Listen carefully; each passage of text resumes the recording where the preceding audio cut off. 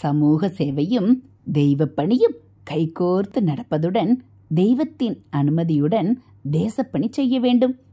ஆசைகளை விடுவது முதலில் சிரமமாக இருக்கும்.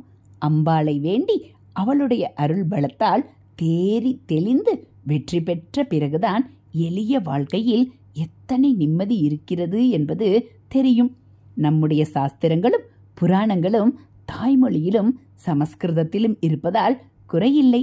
அவற்றில் ஒரு ருசியை ஏற்படுத்தி கொண்டால் நாளெல்லாம் படித்தாலும் போதாமல் ஆயுள் உள்ளவரை படித்துக்கொண்டு சந்தோஷமாக இருக்கலாம். கட்டி போட்டுவிட்டால் என்று குற்றம் சொல்கிறோம். குழந்தை மண்ணை தின்னப் போகிற மாதிரி நாம் பழைய தவறுகளை செய்யாமல் இருக்க கஷ்டம் என்ற கட்டை ஜெகன்மாதா போட்டிருக்கிறாள். வைரத்திலும் பட்டிலும் பெண்களுக்கு ஆசை போய்விட்டால் குடும்ப வாழ்க்கையும் சமூக வாழ்க்கையும் மட்டுமில்லாமல் பெண் தர்மமே பிழைத்துவிடும். ஹரஹர சங்கர ஜெய ஜெய சங்கர, ஹரஹர சங்கர ஜெய ஜெய சங்கர. இது மகா பெரியவா அருள்வாக்கு.